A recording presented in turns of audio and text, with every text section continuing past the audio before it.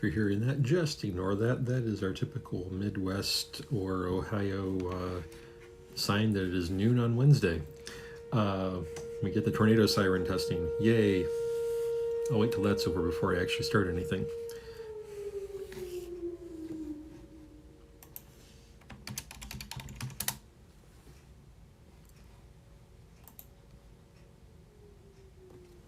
We get one more round of it.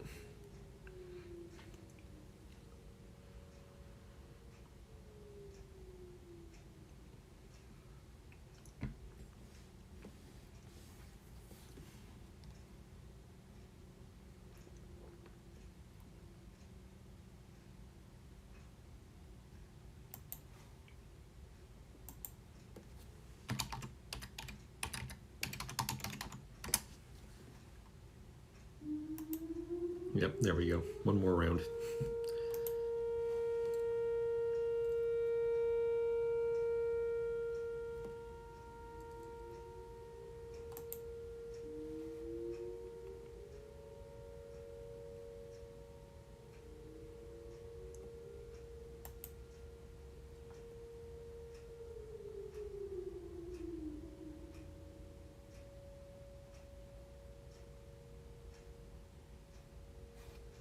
Maybe a few more seconds.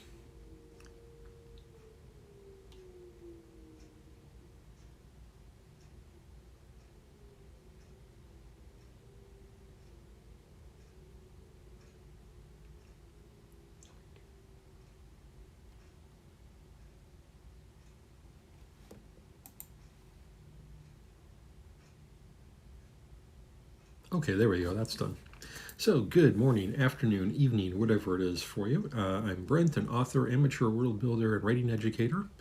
You can find me as werewolf-dr on Threads, Instagram, Patreon, Ko-Fi, and YouTube, as well as here, and as werewolf-dr on Bluesky, with links in the chat, and on YouTube I'll put them in the description if I remember to, which I should.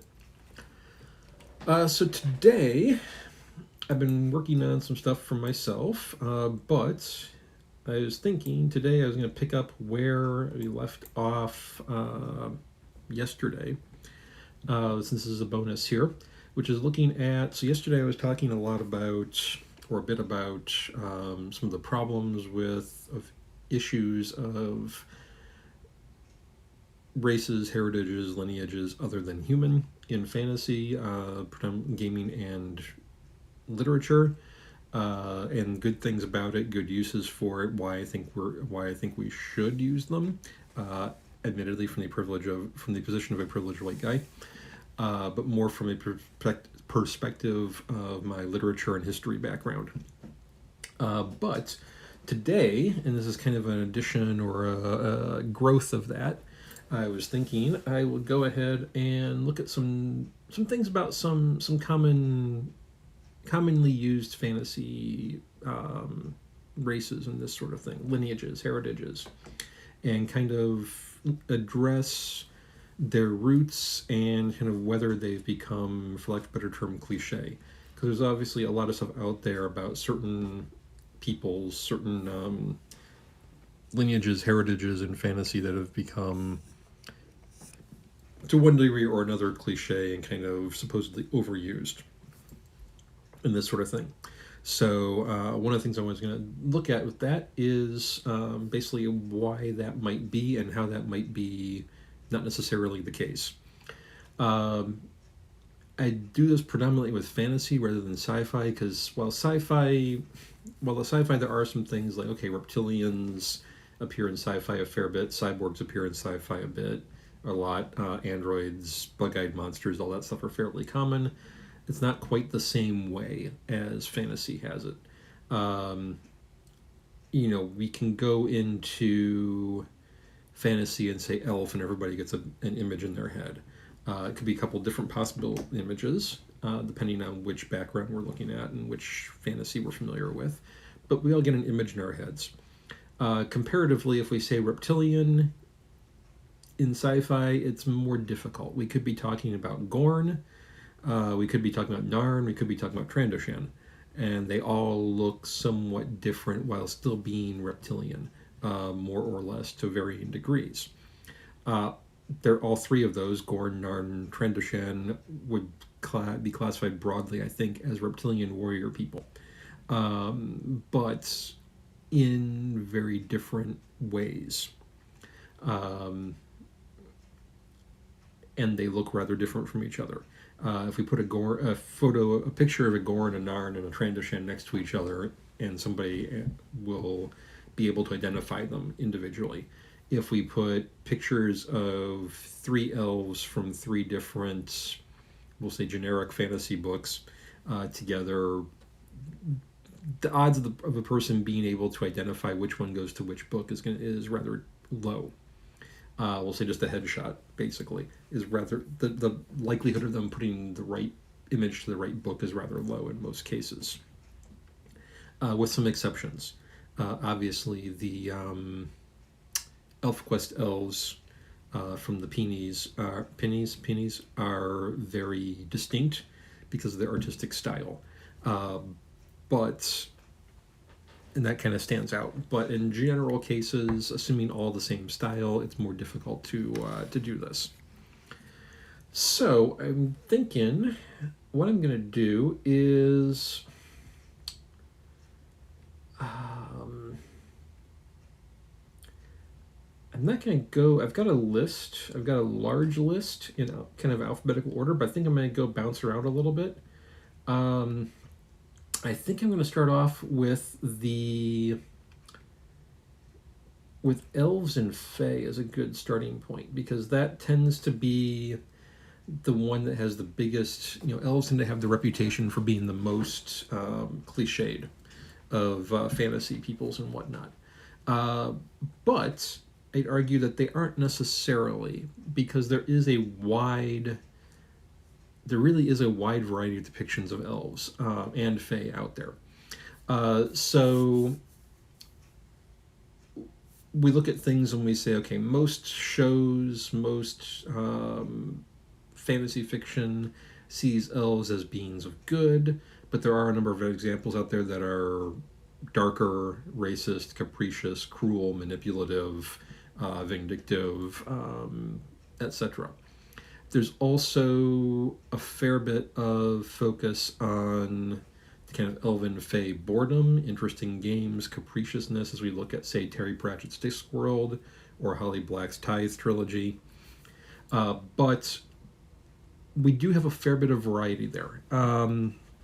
Unfortunately, I think most people, we have two major sources in the Western tradition, at least. And I think most fantasy writers these days tend to go for the Celtic tradition, the other one being the Norse tradition. But I think the majority of, but there are a whole bunch of other ones out there all around the world from various cultures, because we have fae-like creatures, elf-like creatures in a lot of different cultures. But the Celtic Sidhe version tends to be the one that is, I think, most influential these days in a lot of respects. These were the spirits, the kind of beings, the entities, really, that kind of dwelt in barrows in Gaelic mythology, have various powers, most of them combat-oriented or effective against nature, beasts, this sort of thing. Some tales have them as depictions as personification or versions of the Irish gods. We get the Seelie, unseelie court idea from the Celtic tradition, that sort of thing. We also have the Norse tradition, which has the Alfar. In the Norse transition, we have at least two different types of Alfar. We have I'm totally murdering the pronunciation, but Ljosalfar, Ljosalfar, who are residents of Alfheim and Vanaheim. They were governed by the Vanir in many of the myths and whatnot. They're generally seen as being very attractive, rather ambivalent toward mortals, this sort of thing. Later on, when you get conversion, Christianization going on. They become vulnerable to Christian artifacts, much as trolls do, etc. The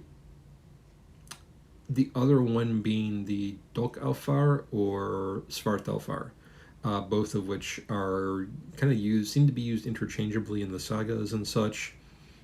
Both translate to dark elf or black elf in both cases, or generally translated that way.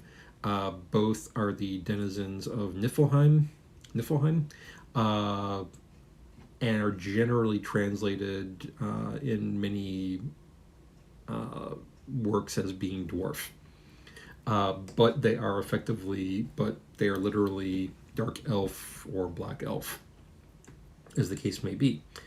I've kind of thought for a while that if we take a look at most urban fantasy these days, most paranormal romance, they do tend to draw from the Celtic tradition more so than anything else, and that's kind of a little strange for me, because I think in many respects the Alfar, particularly the late Alfar, are much more suitable for a lot of PNR and such work, partly because the late elves, the late Alfar, are generally affiliated with the Vanir, particularly with Freyr and Freya.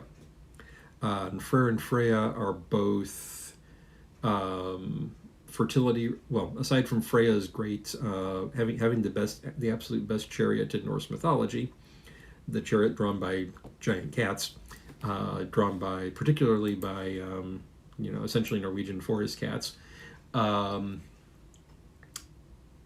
Both Freya and Freyr are related to fertility. They're both related to, and the Freya tends to have some relations to sexuality and whatnot as well, which personally makes more sense as a background or as a tradition to draw from for the, say, PNR or paranormal romance genre, versus the Celtic Sidhe, who were these kind of otherworldly beings who tended to be more negatively inclined toward humanity in many of the stories. Of course, with elves, Tolkien's version heavily influenced modern interpretations.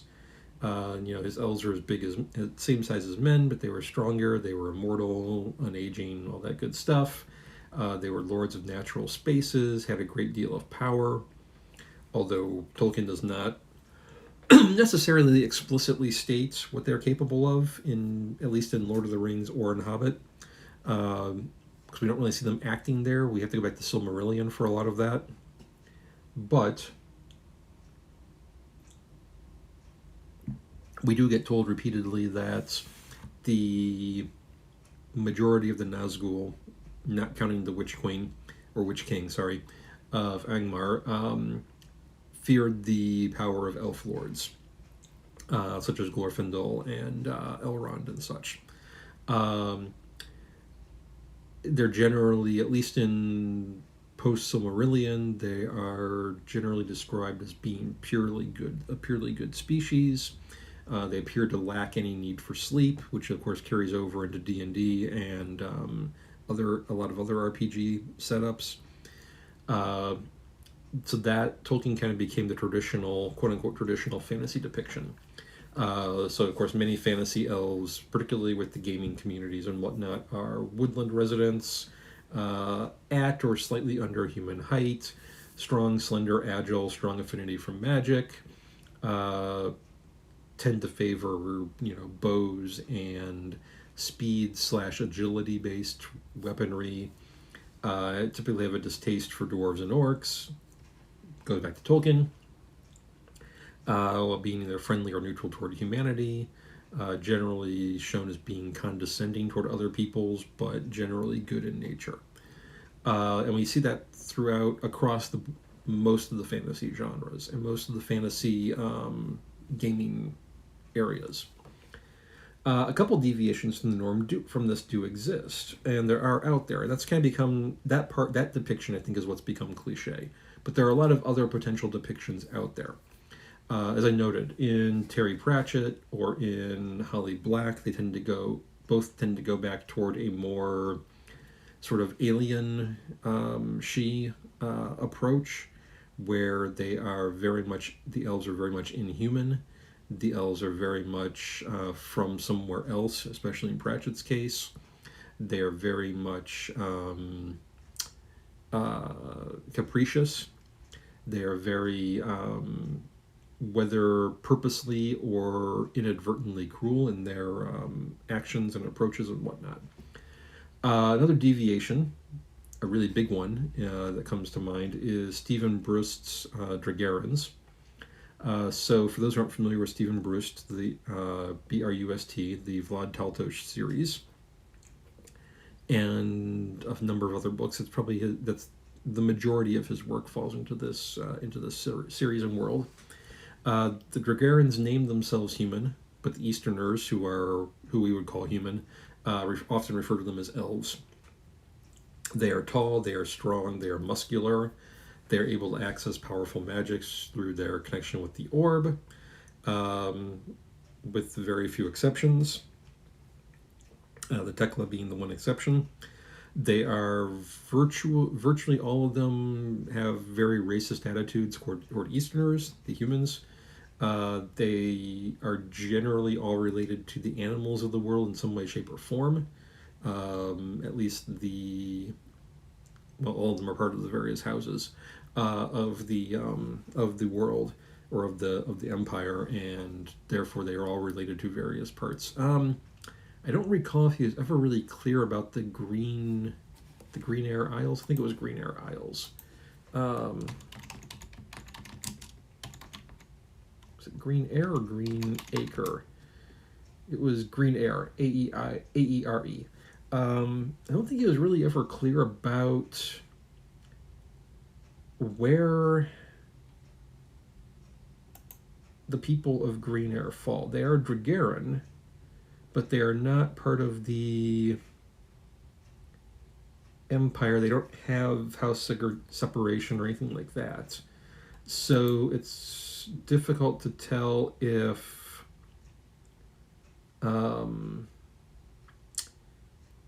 they have any connection to the various animals of the world, because the Imperial Dragarans were all kind of hybridized to some degree between a particular, probably human line, and various animal species at some point way in the past.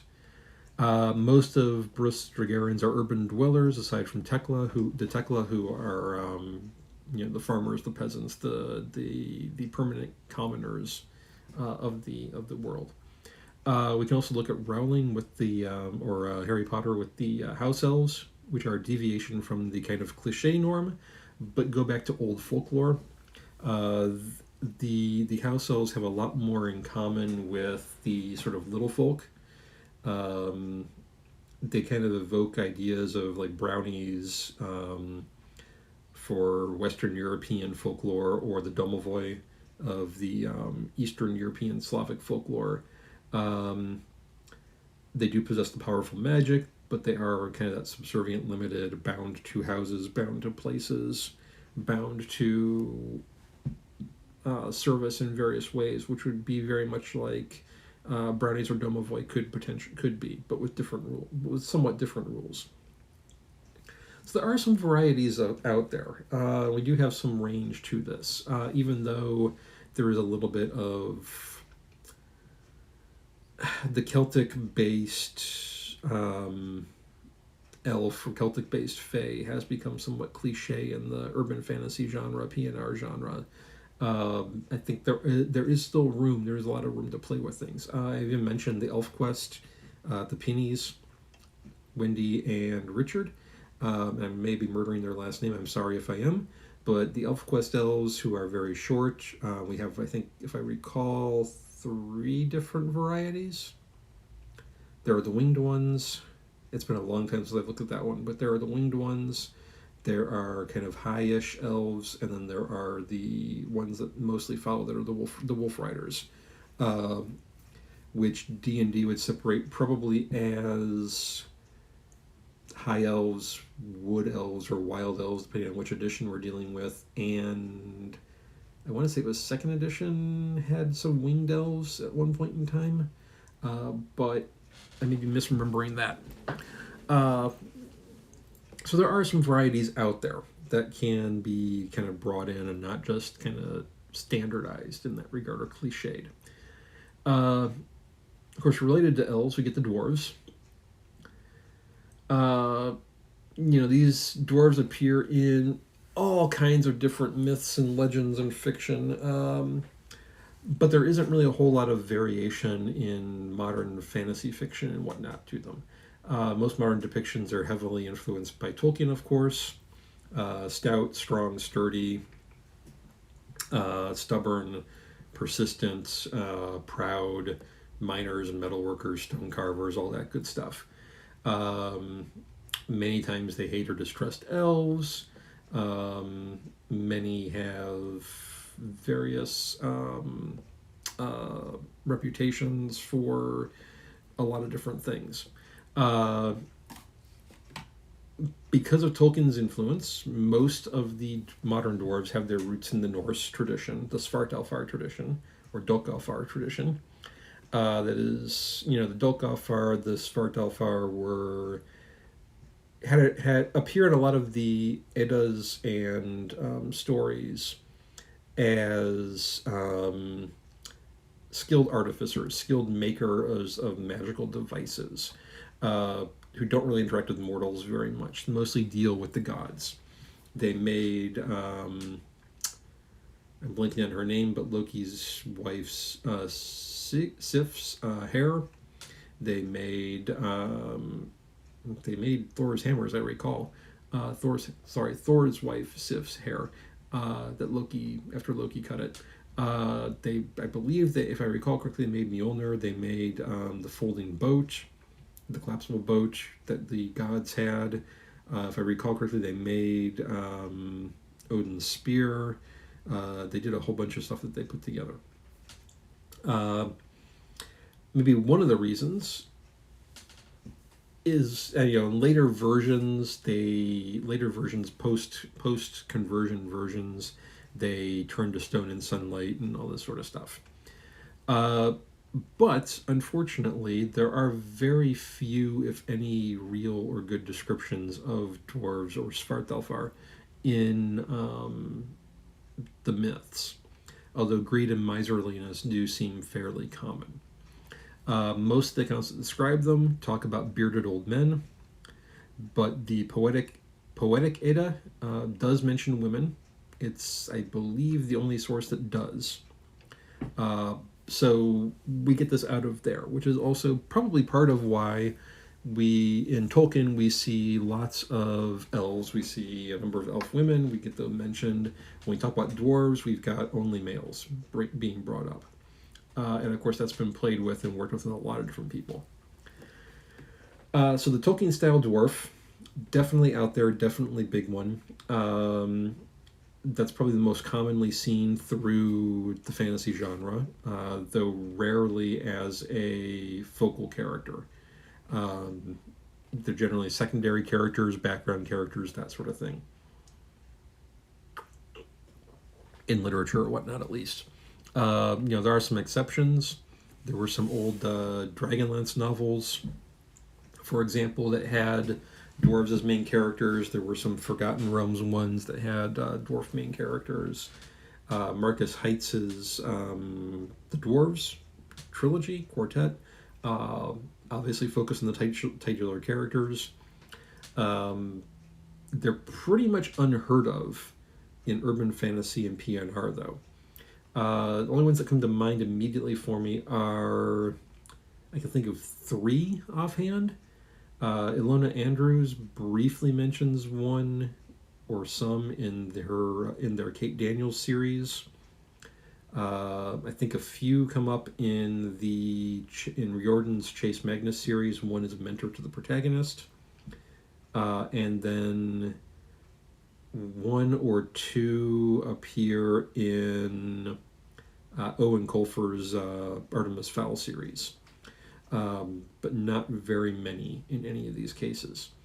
So it's definitely some ground. There's definitely a lot of ground for adaptations or variations, particularly in urban fantasy and such. They do appear in Shadowrun, which, yeah, an urban science fantasy.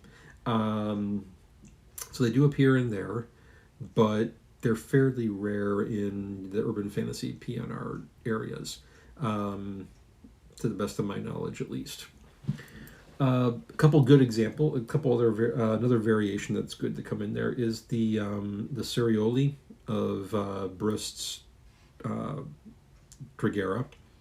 Serioli were the ones who create the Morganti weapons. They're an insular, unknown culture society. They don't interact necessarily with time and the world the same way as everyone else. They tend to have minimal, if any, contact with outsiders. Live alone in the mountains, don't interact with anyone except to trade for their magical weapons devices that they get various things for. When we get into RPGs, the gaming industry, we start getting distinct varieties. We get the mountain dwarf, the hill dwarf, deep dwarves, gray dwarves popping up in D&D. We get the idea of dwarves being non-magical, which are kind of introduced in the TTRPG realm of things. Previously, they are making magic items. They are deeply involved in magic in various ways, just more in the form of crafting magic than an artifice type magic than in the realm of, say, book magic or druidic or throwing fireballs and things. We do even, unfortunately, get the infamous Gully Dwarves when we get the Dragonlance, with all of the various problematic baggage that they carry there. We Warhammer many video games often give dwarves access to gunpowder. Warhammer, not for the fantasy version. Video games, including things like Warcraft and whatnot. Even so, RPGs and video games still limit dwarves to mountain dwelling or hill dwelling, whether inside or on the surface, with not too much variation. And I think part of that lack of variation may come with the introduction of gnomes in fantasy RPGs as magic-wielding cousins to dwarves. So because gnomes are there, they're kind of a variation on dwarf in the way that FRPGs tend to use them, compared to what gnomes are more like or more appear as in kind of historical takes on them. And then we have, for whatever reason, I think this probably goes to the feat of Warcraft to some degree, is the last 20 or 30 years of fantasy film and video games making dwarves Scottish for some reason. Still don't quite get that one, but if anything, if you really want to give them something like that, a particular like across the board thing, they really should have Scandinavian accents, since they are more Scandinavian originating. But whatever, I don't get paid to make those decisions. So Scottish dwarves is apparently what we've had for a number of years, what we're going to have for a bit yet. Because apparently somebody decided that, and it tested well among various audiences, and we've stuck with it. I think I'm going to go back to a little bit of... Actually, let's go into dragons, because dragons are always fun. Everyone loves dragons. So dragons, definitely one of the most common and varied species around the world, in terms of folklore, culture, legends, myths, etc. Up there with vampires and werbeasts. We see vampires and human-animal shapeshifters everywhere as well. But dragons appear in myths, legends, and folklore virtually everywhere in the world. So there are variations all over the place. Despite this, probably the three most well-known are going to be the Asian dragons, the European winged dragons, as well as to a lesser degree, the Norse dragons and the Mesoamerican feathered serpents. So when we look at roots, probably the three most influential roots when it comes to modern fantasy and whatnot are going to be the Norse, the Saxons, and the Chinese, or Asian dragons. The Saxon dragons kind of covering most of Europe, or Western Europe at least. So among the Norse, dragons, we had both legless dragons and legged dragons. Generally, we get things there for greed, hoards of gold, impenetrable scales, often having an ability to charm humans and to be able to speak the languages of the birds and the beasts. The most well-known Norse dragon, of course, being Fafnir in the Volsunga saga, or Song of the Volsungs. The one whom Sigurd briefly cooked for and accidentally tasted some of the fish, salmon, another salmon of knowledge type situation, and learned how to speak to the birds and whatnot from that. Among the Saxons, dragons tended to be multi-legged, usually four, winged creatures breathing fire. Also known by a kenning, which was a sort of a euphemism in some regards. But they were also known by the kenning sky plague. Like their Norse cousins, because Saxons and Norse were both Germanic peoples, and they got a lot of going back and forth, especially when you get to the England and you got the Danelaw and all that sort of stuff, which was a good chunk of Eastern England. They were noted for greed and hordes, powerful, territorial. They seem to have been intelligent for the most part, or many of them were, unlike later medieval dragons that were based off of them. But they seemed to be incapable of human speech, and they tended to be there as an opponent to heroes. The most famous of that era, the early ones, was going to be Beowulf's dragon. And then we get, of course, as we get into medieval and early modern eras, we get St. George's dragon and a bunch of other ones.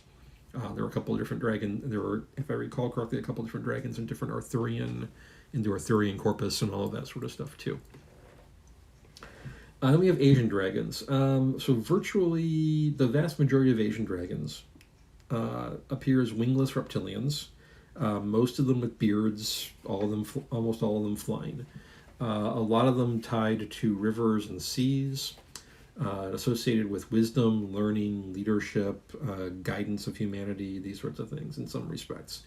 But also to be known for destructive rages when they were insulted, which led to flooding and tsunamis and whatnot. So in China, they became connected with the imperial family and nobility. If I recall correctly from a book I read many, many, many years ago, in Chinese art at least, the number of toes and claws a dragon has on each foot determines the status of the dragon and the status of who can depict it. So imperial dragons were, for members of the imperial family, were 5 toes, 5 claws. Nobles were, I believe, 4, and then non-noble like high-up administrators or officials would be allowed to have three-toed dragons. This is relatively straightforward in that regard. Unlike Western dragons, where we have depictions that are all kinds of different crazy things, Asian varieties were very standardized in art. Fairly early in particularly Chinese cultural development.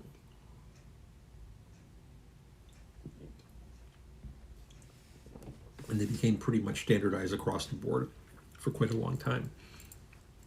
Now, Tolkien, of course, built out of the Norse and Saxon tradition. He put together strong, huge, intelligent reptilians that embody sort of the evils of men, elves, and dwarves. They have enhanced senses, a charm ability. They can evoke fear. The evocation of fear and the enhanced senses stuck around in RPGs in a lot of respects. They seek out darkness and fire because they were created by the fire and sorcery of Morgoth. So they are, in Tolkien's setup, kind of inherently evil creatures, as much as any intelligent thinking being can be. Some other variations. We take a look at, for example, Harry Turtledove, the Darkness series, or Naomi Novik, Temeraire series. Both show us, giant dragons as giant beasts. Some smart, some intelligent, some not. Sapient, some not. Bred for warfare. Turtledoves are non-intelligent war beasts that are basically treated like a vehicle of war. They're used like any vehicle of war. They're essentially the equivalent of super bombers and carriers and that sort of thing. Noviks are kind of cat-like, intelligent, sapient, talking creatures. Like turtle doves, Noviks are used as kind of aerial bombers, assault forces. They act very much like 19th century naval ships, but in the air, that need to be fed. And they are used, and she uses them to kind of raise issues about things like slavery and societal differences across cultures and even within culture. Questions of rank and status and all of that sort of thing. Robert Asprin, on the other hand, most well known for his Myth Adventures series, had Dragons series. He presents dragons that look basically human. Basically, they have a diluted draconic lineage, so that the current generations look mostly human and are mostly human genetically. But they have access to draconic strength, and they display draconic greed. Those with a purer, closer to dragon bloodline can manifest like wings and claws and that sort of thing. So he notes that dragons, as diluted as they are by humanity, are inherently drawn to power and strength, which leaves a lot of them involved in things like professional sports, organized crime, these sorts of areas. So we got some variations floating around in there. There's a lot of room to play with that. Andrews, I believe, if I recall correctly, does bring in the possibility of dragons, but notes they require a large amount of magic to exist. Therefore, they can only exist during flares, which come around every 7 or so years, and don't last for a massively long amount of time, a couple days, thereabouts, maybe a week at most. So dragons and gods both require, in the Kate Daniels verse, require a large amount of magic to continue existing. So only pop up during those flares. The usual waves of magic, that usual ebb and flow of magic in Atlanta doesn't allow for them to exist during that span. Let's see, what's another good one? Oh, giants. Giants are always good. So giants are kind of all over the place. Just like small figures, small people, big people are also kind of all over the place. We get, we all know what they are, tall humanoids. They appear in myth, folklore, even urban fantasy and fantasy, fair amount. Generally, they're shown up as muscle or threats to characters. They generally are being depicted as uncivilized, sometimes man-eaters, particularly in folklore. But they've been brought into a fair amount of urban fantasy, and the part giants, half giants, quarter giants, etc., are much easier to conceal for hidden magic and whatnot. In fantasy, they tend to show up as war machines, wilderness threats, this sort of thing. We do have a lot of different sources for them because they appear in a lot of different cultures. But on the Western side of things, hello to whoever came in, and salutations. So basically, the most well-known are probably going to be our Jotun from Norse mythology. These giants come in a lot of different sizes. They're all taller than humans. Some of them are only slightly taller than, others are the size of mountains. We got two major varieties. You got the fire giants of Muspelheim and the frost giants of Jotunheim. But we also have mountain giants that roam around in there. Don't really appear in too many of the stories, but they are there. Uh, all Norse giants are described as strong, tough, and enemies of the Aesir. That is the Odin, Thor, that group of gods. Uh, some of them, particularly among the frost giants, are extremely good and excellent with shape shifting or illusory magic, which is where we get both mythologic Loki and comic book Loki. The fire giants tend to be more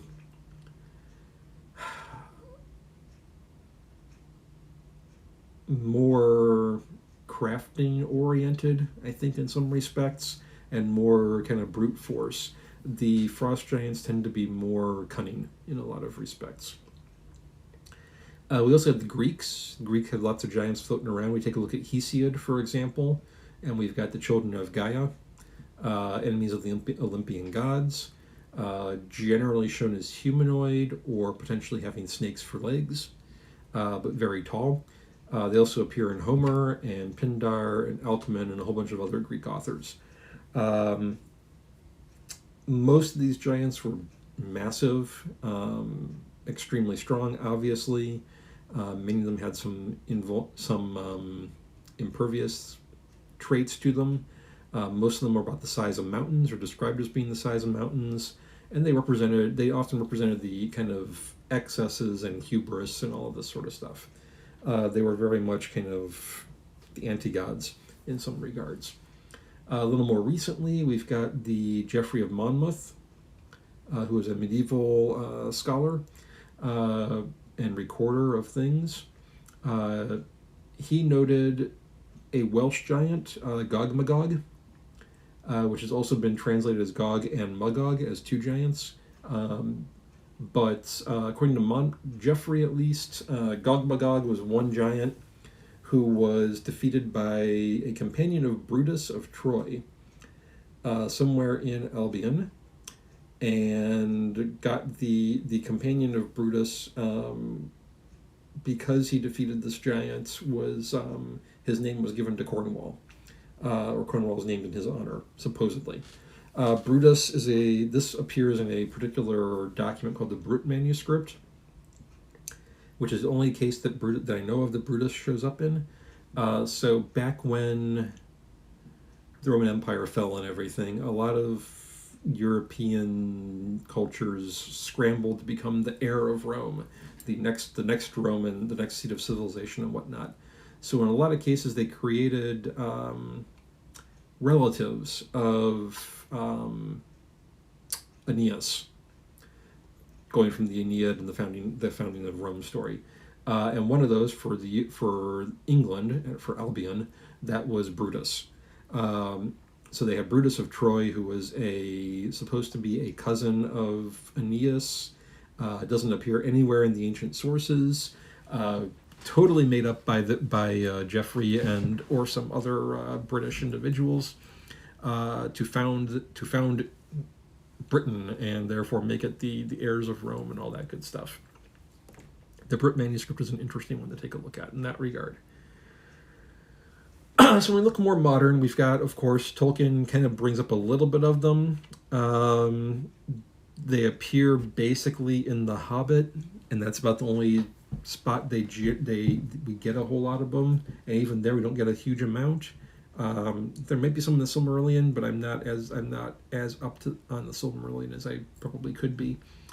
But they were massive beings. They were described as being massive beings of stone. They threw rocks at each other, wrestled during a storm. This was in the mountains near Rivendell. But there's not really a whole lot of description for them, which for Tolkien is kind of odd. But they're still there. We see them pop up in Rick Riordan. Brings in the Greek giants. He also brings in the fire and frost giants from Norse mythology into the Magnus Chase series. He tends to stay with more kind of mythological in that regard, rather than some variations. George R.R. Martin's probably another good example with the Giants Beyond the Wall. described as being powerfully strong, huge humanoids, only live in the north, presumably dying species, but we only really see a couple of them in the course of the books. There's not really a whole lot of description of them or their society, unfortunately. Maybe he's saving that for the last book if he ever actually writes it. But I'm not going to hold my breath on that.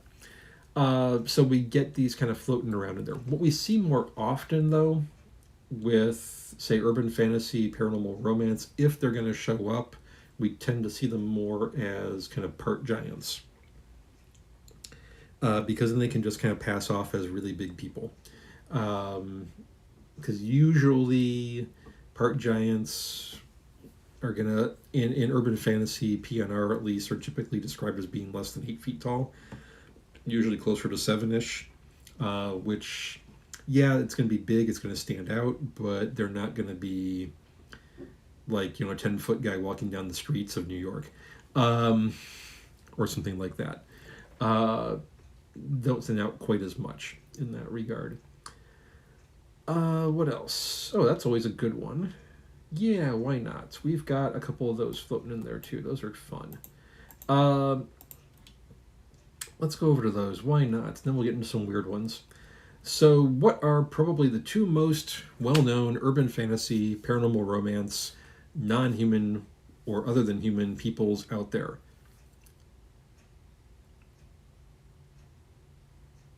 I'm going to see if chat makes any statements on this real quick for a few seconds. Chat's just lurking. Okay, cool. That is fine. Vampires and werebeasts, particularly werewolves. The first one tangentially kind of tied in with, and the second one, the latter, my bread and butter, my area of expertise for many, many years. So we get vampires. What hasn't been done with vampires?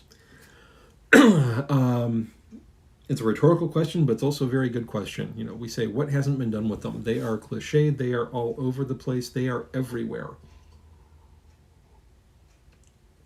They are probably hands down, probably the most widespread and varied, other than human people or species on urban fantasy, next to werebeasts. So we take a look. For example, we got Ilona Andrews has them, Kim Harrison has them, Jim Butcher has them, Allison James has them, Michael Scott has them, Anne Rice has them. The list keeps on going and going and going. World of Darkness, formerly White Wolf's flagship game, vampires. They're all over the darn place. So one of the advantages we have to bringing them in is that there are a lot of traditions around the world we can play with. We can even play with multiple kinds interacting in different ways in different worlds. So if we look at global traditions, vampires can be living beings, they can be undead, they can be born, they can be made, either both or individually. They can be blood feeders, they can be emotion drainers, they can be flesh/corpse eaters. They can be mindless beasts. They can be sapient, sentient beings. They can be antagonists, killers, violent destroyers, protagonists, all kinds of different things. They can explore the effects of eternal life or existence. They can explore the idea of the morality of feeding on animals. They can look at humanity's place in the food chain. They can be used for discussing treatment of food species. They can be moralizing. They can be all kinds of different things. They can be played for comedy, what we do in the shadows. They can be played serious. When we look at, say, like Interview with a Vampire, they can be played for all different sorts of things. Because of this usage, they have become somewhat cliched in some regards. They keep popping back up. When I first started thinking about some of this stuff, writing some of this stuff, which was many, many, many years ago, I thought they had kind of started running their course and being kind of falling out of popularity, but I was mistaken. They are obviously still floating around and still going kind of strong. Maybe not as much as they were in the late '90s, early 2000s, but they're still definitely around there. So in folklore, we have vampiric figures all around the world. Too many different varieties to discuss, but they go from undead to living blood drinkers, emotion drinkers, sex feeders, flesh eaters, all kinds of different things. Some are corporeal, some are spirits. Most are nocturnal, but they aren't. But not all necessarily are. Some Balkan cultures claim that vampires come from dead werewolves, or that werewolves come from dead vampires. Other cultures around the Balkans say that vampires are hunted by werewolves. Beheading and fire are common methods to get rid of them. Steak, garlic, holy items, a host of other things vary by time period and culture. The ideas of vampires dying by sunlight also kind of varies widely. Some do, some don't. Some are active by day, some are not.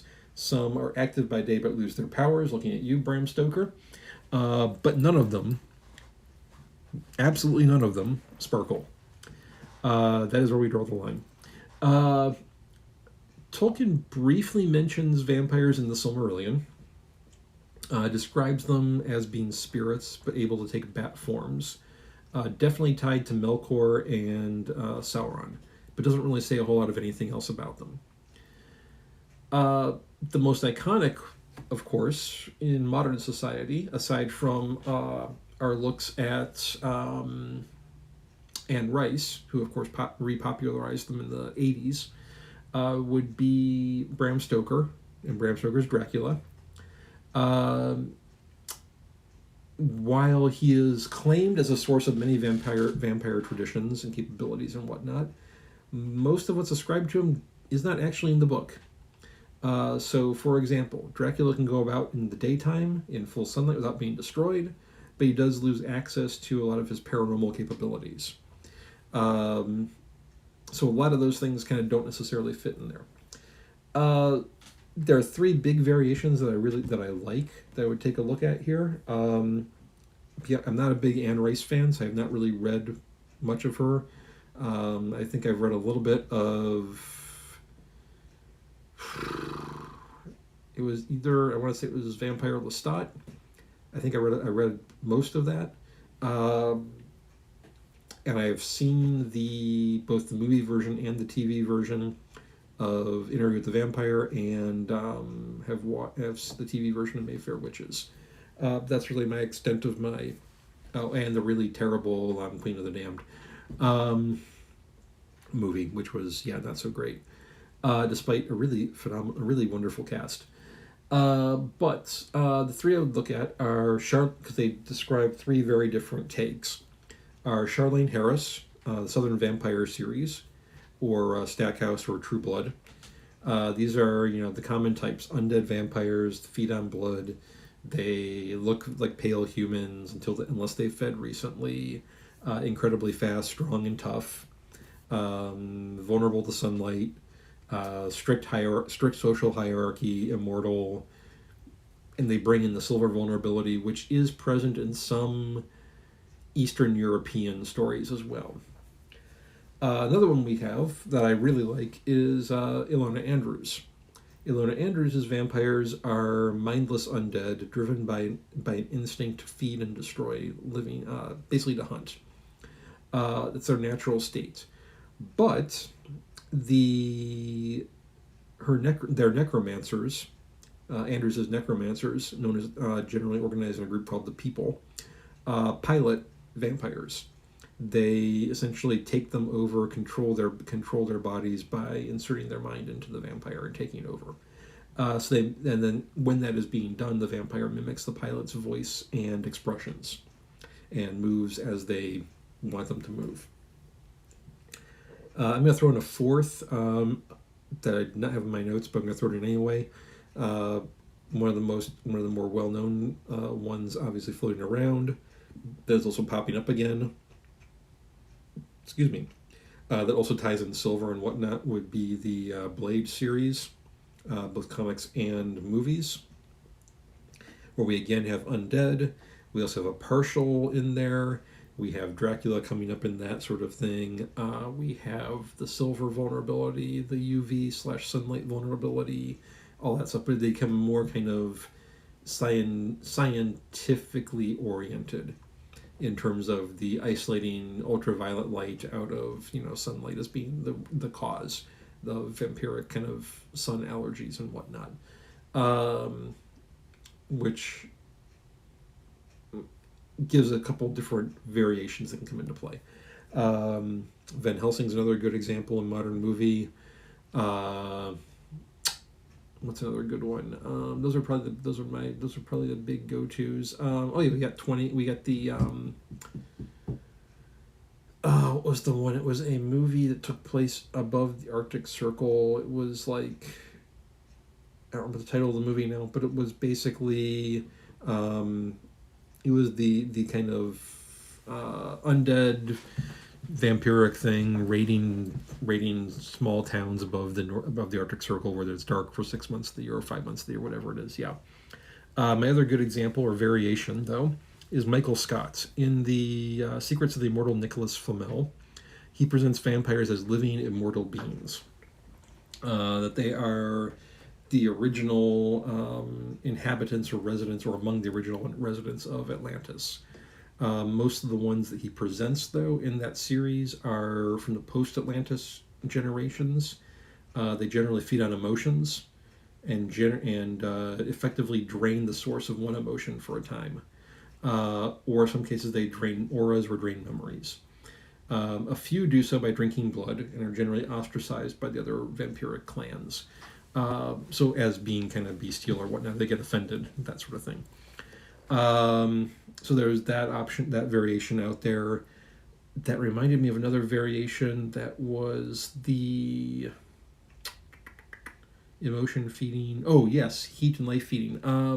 Neil Gaiman's Neverwhere has the Velvets, who are vampiric figures feeding on heat, body heat, warmth, which would be kind of life force type setup. Usually kind of drawing it out of the prey orally. So we got a number of different variations floating around out there. So while there are certain elements that are kind of the kind of Anne Rice vampire has become somewhat cliche, there are a number of other variations out there that people are doing interesting things with. Which brings me to my specialty, or former specialty, werebeasts. So for the sake of this particular moment, we'll define werebeasts as beings that are capable of shifting between human and animal shapes. This could include a hybrid, but not necessarily. Even with that, there are lots of possibilities. We have about roughly 10,000 years of folklore to work with, about 5,000 to 6,000 years of recorded stuff to work with. So even with that limit, there's a lot of stuff out there. With werewolves with werebeasts like vampires, there are purists who claim tradition, but most of the tradition referenced by modern audiences comes out of the 19th century literature or early 20th century film. Those traditions include silver vulnerability, moon-based transformation, bite transmission of lycanthropy. These are not traditional in terms of the bigger picture of history of these figures. We don't get bite transmission until we get germ theory. We don't get moon-based transformation until in any kind of meaningful amount until about the 19th century. I would say probably mid-19th century. Before that, only one person mentions moon-based, and that's Gervais of Tilbury, and he was generally laughed at by his contemporaries. Silver ties in with moon-related in various weird ways, and we don't really see that until about the mid-19th century, particularly a silver bullet for mid-19th century. So in most stories, werebeasts are sort of the border between the wild and the civilized. They're the kind of area between man and beast.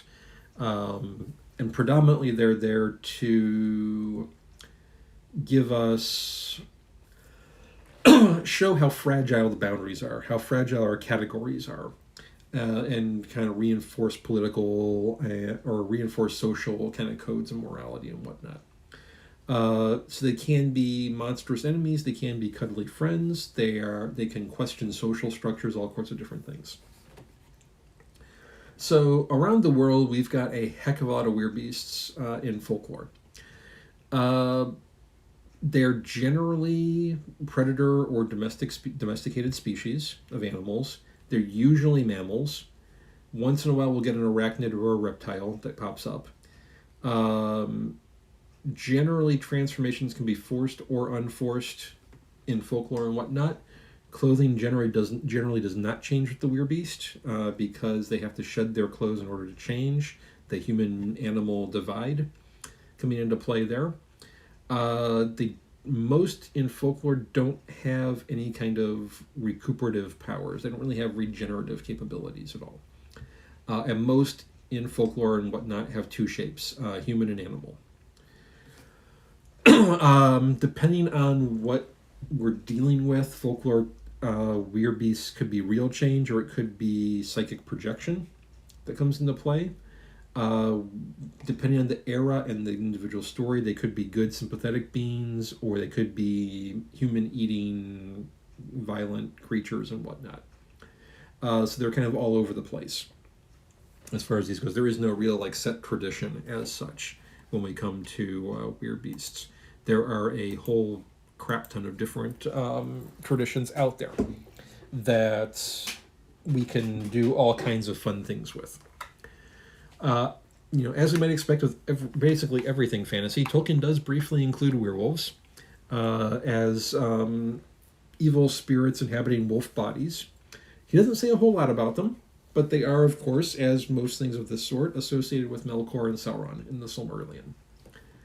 The 1930s, we had Jack Williamson, who brings in in his book Darker Than You Think, brings in psychic werewolves who are projections of spirits of the human spirit in a non-corporeal form, wolf shape, that can manipulate chance. They're vulnerable to both silver and fire, and he gives some pseudoscientific reasoning behind that.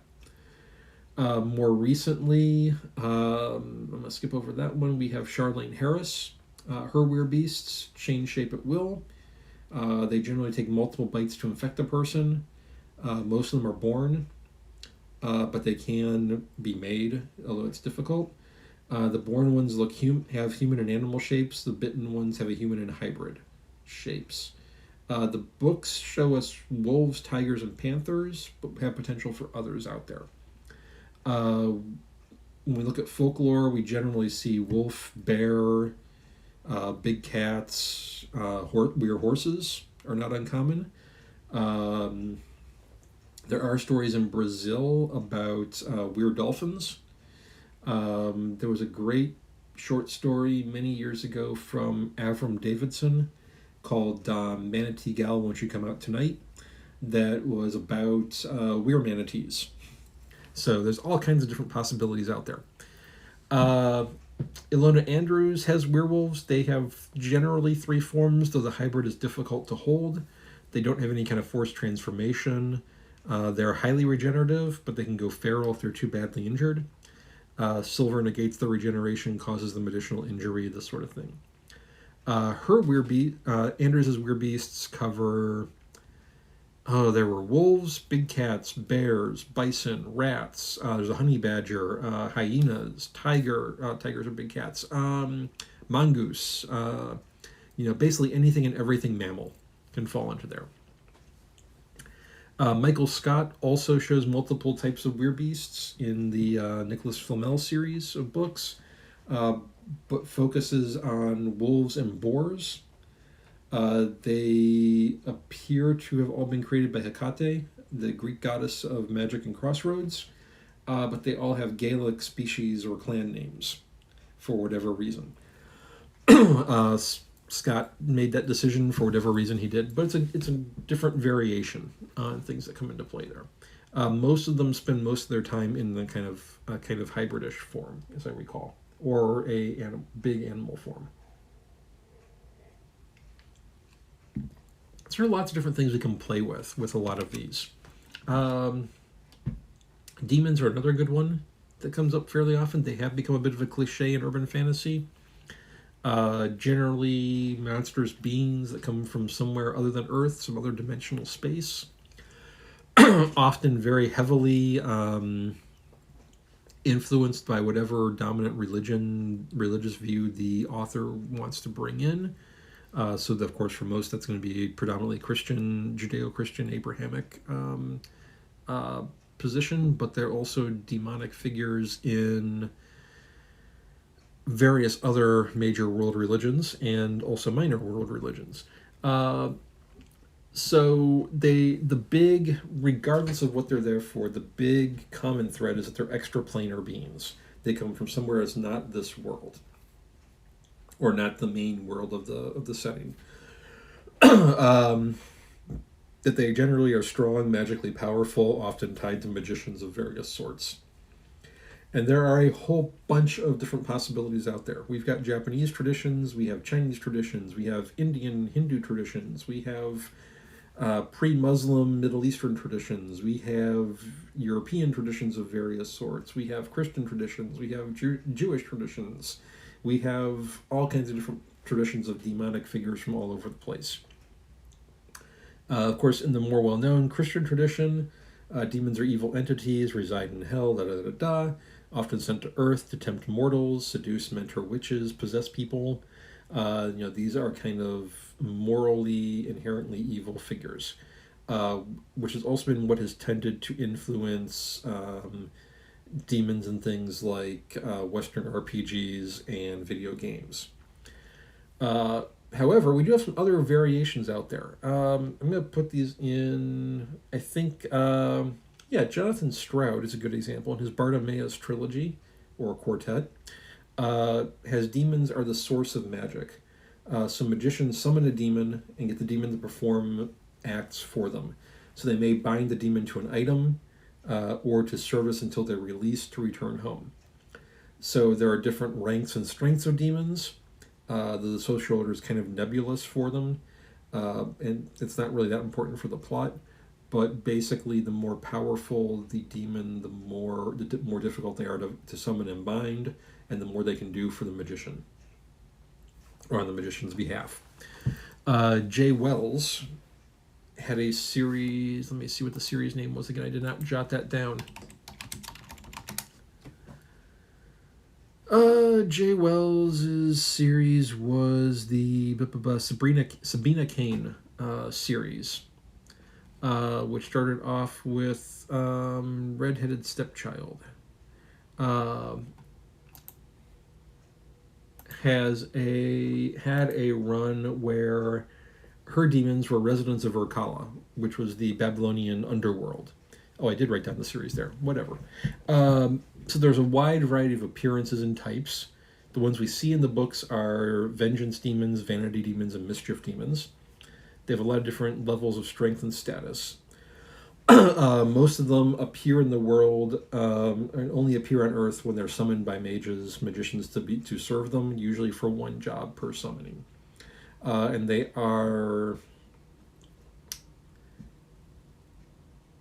overseen by the Judaic, even though they're in the Babylonian underworld, they are largely overseen by the Judaic Lilith and her spouse, whose name I'm blanking on off the top of my head, which was a demon figure. Let me see if I can find that.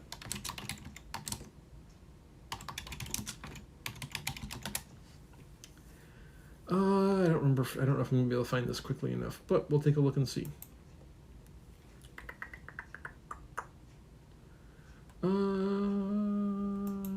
Supernatural elements. No. Moon, yada yada yada.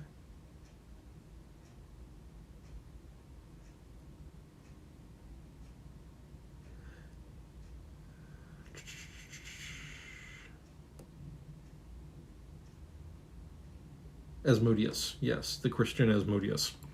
So it's the Babylonian or underworld, with the queen of which is the Judaic Lilith, and the king of which is the Christian Asmodeus. And then Cain founding the vampire line. Of course, much like World of Darkness and the Vampire the Masquerade and whatnot, and all that fun stuff. Yeah. The other one that I would bring up is Robert Aspirin. So Robert Aspirin just takes the term. He doesn't take any of the history or concepts behind it. He takes the term demon, puts his own spin on it in the Myth series. In the Myth series, demon is slang for dimensional traveler. So it's anybody, regardless of their species or home dimension, who is, during the time that they are on a different dimension or different world. So because demon refers to anybody who travels through the multiverse, then it covers a wide, massive variety of species and moralities and whatnot. So if a human left Earth and went to a different dimensional reality, they would be a demon. If they went back to Earth, they'd become not a demon anymore. If because they're human, that's their native plane of existence. If a Pervect traveled from Perv, then they become a demon when they're on another world. When they go back to Perv, they're no longer a demon, because it's basically the equivalent of tourist for all intents and purposes, which is kind of a fun way to play with that.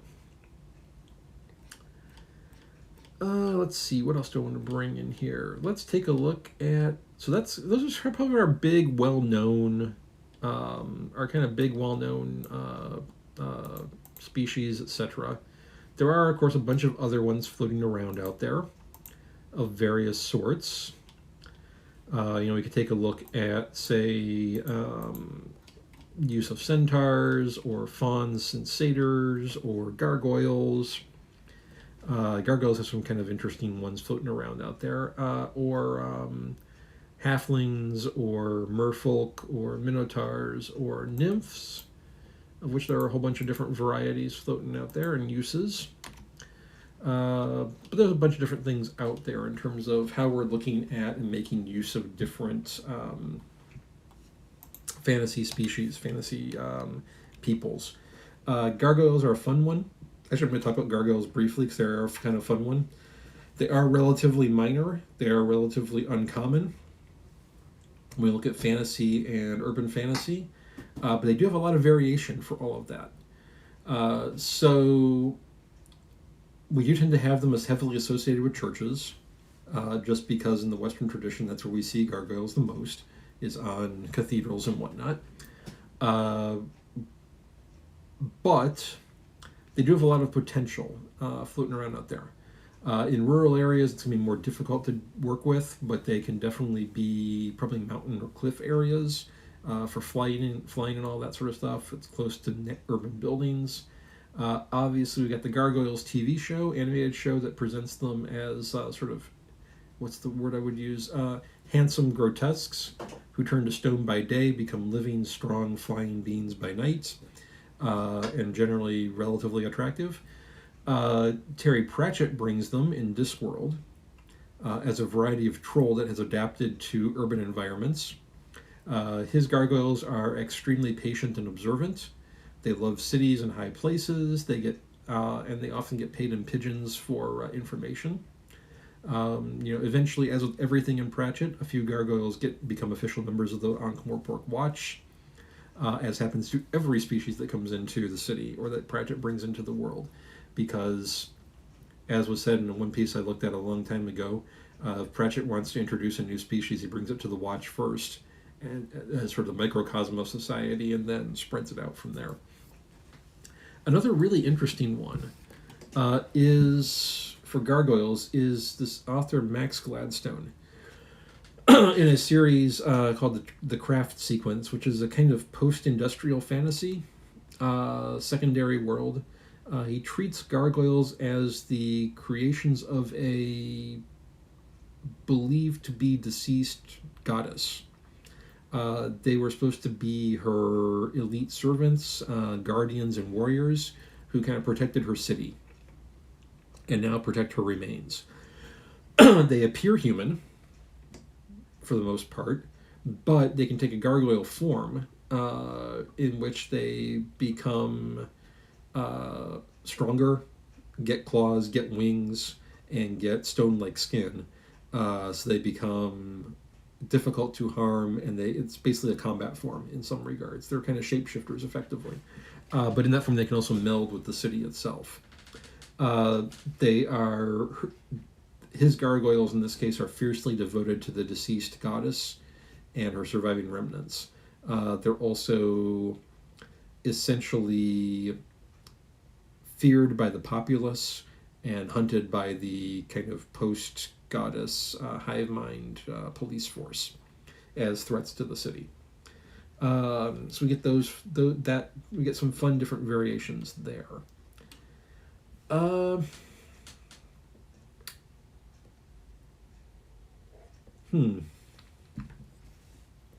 Sometimes are a good one. Sometimes can be a good one to look at.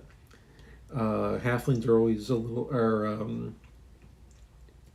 little less common and less looked at. I think partly because there's so much association between them and hobbits, since they are basically hobbits that with the barcode scratched off for legal reasons. I think generally people have tried to kind of avoided them in non RPG settings for various reasons. Let's see. There are minotaurs floating around, which is an interesting one. So, when we look at, say, minotaurs, they obviously originate in Greek mythology, where it was a unique creature, a unique individual. But some of the elements have retained, with the bullhead and all that sort of thing. Though we now, of course, have debates about whether they should have human feet or bull feet or hooves. They do appear in a strangely large number of places, in many respects.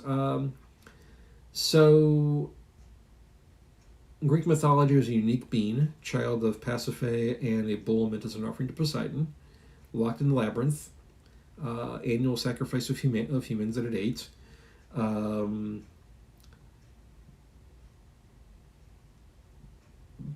Rick Riordan builds off of this with the Percy Jackson series. He holds the classical sources. There's a unique Minotaur. Minotaur has an axe or a sword. It's sent off to kill demigods and all that fun stuff. But RPGs have taken the Minotaur and run with it. So in some cases, so D&D now has by 5th edition has Minotaurs as a playable race in general, but even back in 1st edition had Minotaurs as playable in the Dragonlance setting, because the Dragonlance Minotaurs were an entire species of being. They were kind of an honorable warrior culture. They were governed by the winner of arena combat. They were very sea-based, sea-oriented, and sailors and whatnot. However, at the time of the first War of the Lance, or both the War of the Lance and the time of Huma, they were beholden to the forces of Takhisis, because Takhisis' ogres had come in and won the arena combat to take over leadership of the Minotaur nation of the northeast. Sorry. So they were kind of vulnerable to being taken over in many respects via fairly simple means. But they were generally sort of an honorable, generally an honorable culture and whatnot. And were not known for eating people, unlike, say, their originators. Tanya Huff has an interesting spin as well. It's technically the first book of a series, but I personally did not care for the second one, so I kind of treat it more in my head as more of a standalone. called the Enchantment Emporium. This she briefly mentions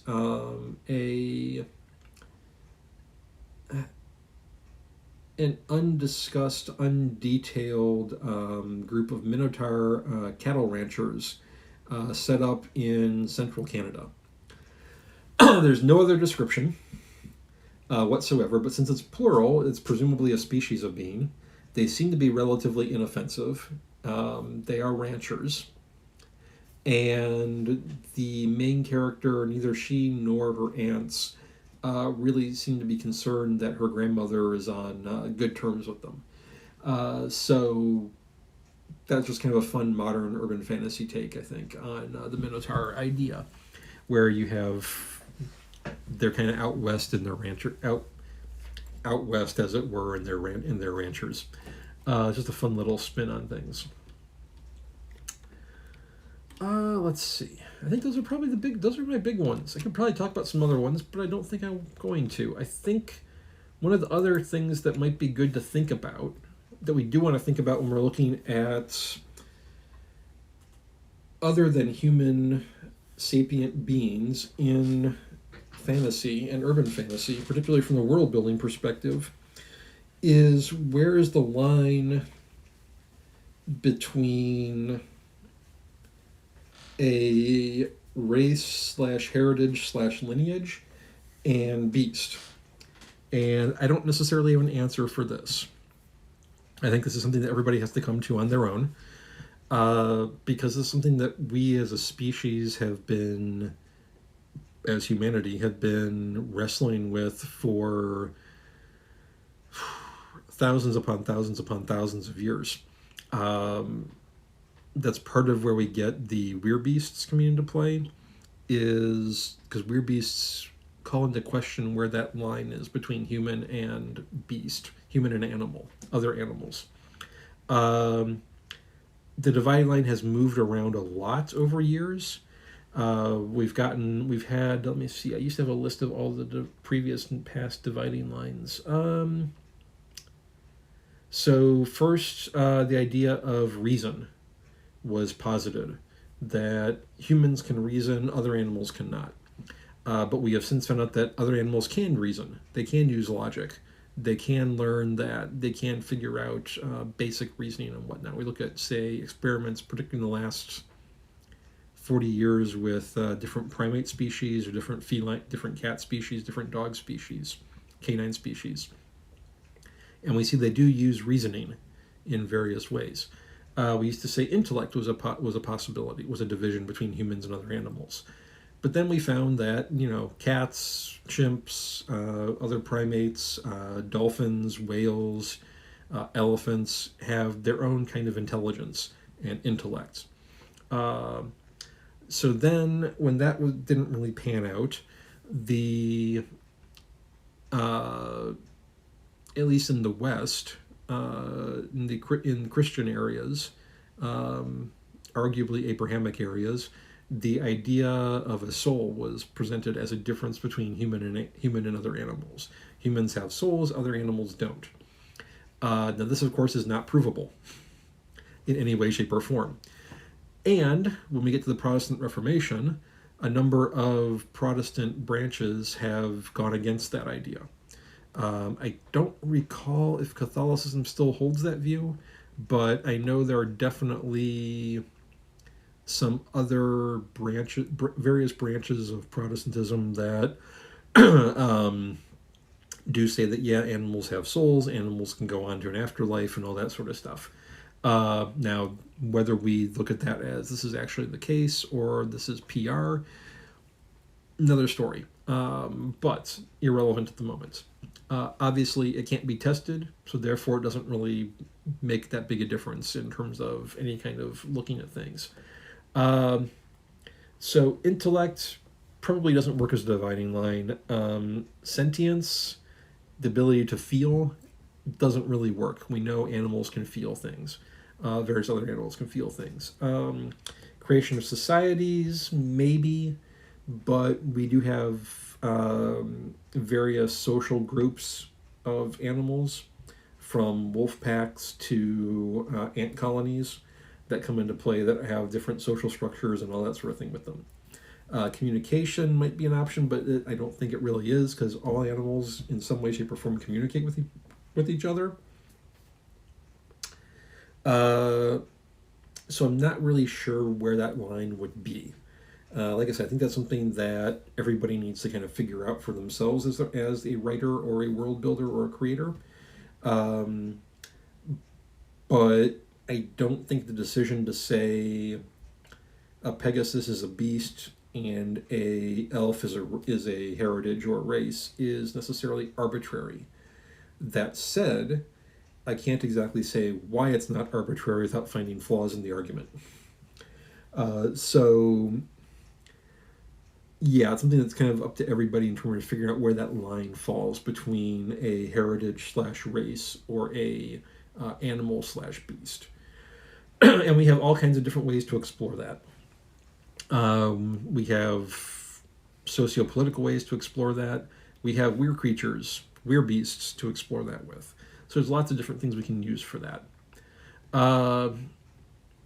Yeah, it's a good thing to take a look at and think about when we're looking at building worlds, building societies, when we're looking at bringing other than human peoples into particular worlds. We do want to bring in we do want to think about this question of what constitutes a heritage, a lineage, a race versus an animal species. We want to think about potentially, why does a cow go in one category but an elf goes in another category?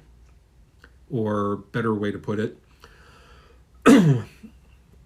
because we have a lot of mythical and legendary and standard fantasy creatures like dragons and unicorns and pegasi, and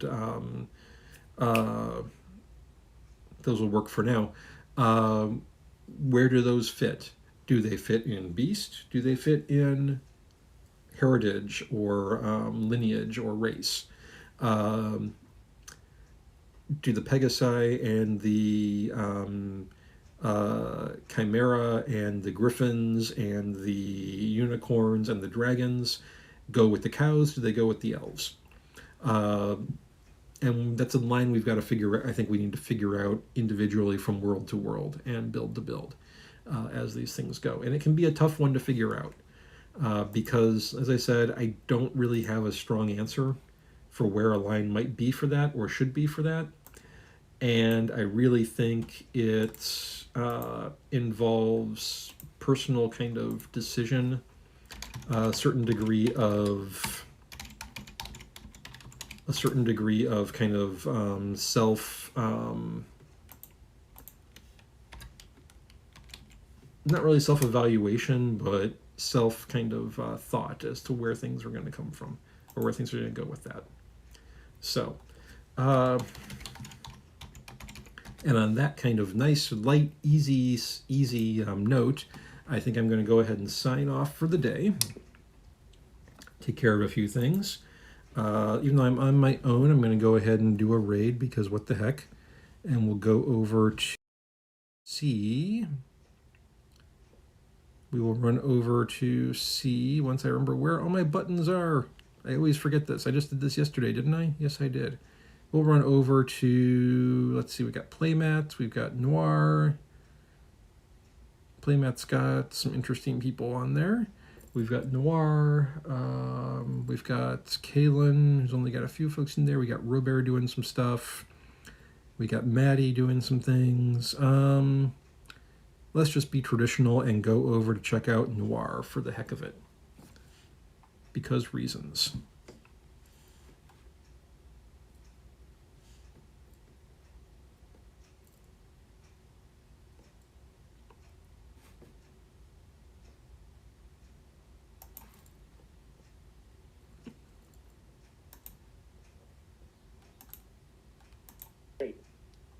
You move together out the front door, and he kind of moves very swiftly, and the car. May I do one more thing?